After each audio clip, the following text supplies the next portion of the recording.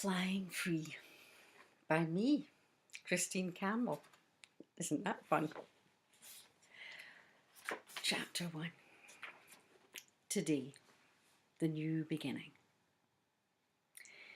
Jane stood holding the empty box, wondering what to take, what to leave, how to box up a life. What she really wanted to do was dance, or even better, she wanted to fly. Not the crazy flight of escape, but the heady flight of elation, when life feels so good that you feel so light the merest puff of air could surely send you spiralling, feather-light, into the cloudless blue sky. Sunlight dancing on your skin.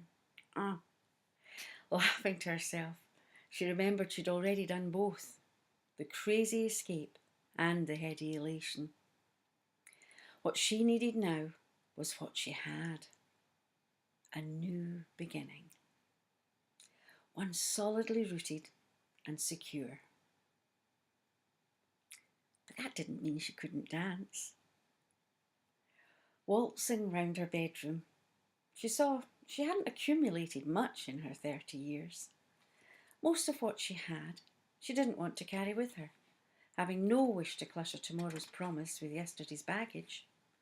Yet all of it had been kept for a reason. Each piece of her past would now have to earn its place in her future. Her clothes, a few CDs the watch mother gave her when she started work, and her small collection of makeup and skincare items she popped in the box. Easy decisions. There were no childhood toys among her possessions. No favourite teddy bear. No skipping rope or dolls. They hadn't made the first cull 20 years ago, when she arrived in Edinburgh, traumatised and weary, carrying only what fitted in her school satchel, a change of clothes, her toothbrush, and her books. She travelled light for that flight. The clothes and the toothbrush were long gone, but the satchel still held her books, Jane Eyre, Heidi, and The Cat in the Hat. Jane Eyre had been the only book her mother had to hand down to her daughter, and it was Jane's most precious possession.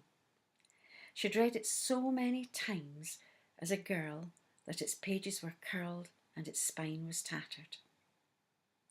Heidi her mother found in a charity shop and bought for Jane because she'd loved it herself when she was young, though she'd never owned a copy. The Cat in the Hat, with its repetitious text, had been Jane's saviour when thoughts became too painful.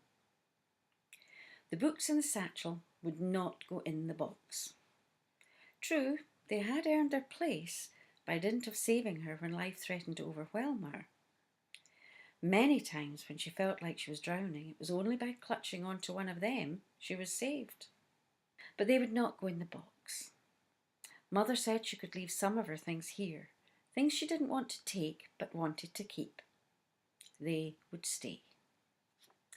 There were more books to be considered, including a small bundle of old blue-lined exercise books that had served as a journal of sorts, documenting her pain in poetry and prose. She picked them up and turned them over in her hands, unsure how wise it might be to open them, unsure whether they should go in the box, the satchel, or be consigned to the rubbish bin. She had a chance of happiness now, real happiness, a future in which there was no place for past sorrow. Yet that sorrow is what made her who she was. It was also, in some ways, what gave her a brighter future. She decided to let the books stay, lest in discarding them she forgot what she had conquered. With great tenderness, she slipped all the books back in the old brown leather satchel, brittled now with age, but capable yet of being custodian of her past. She would not read the poetry. It was sufficient to know it was there.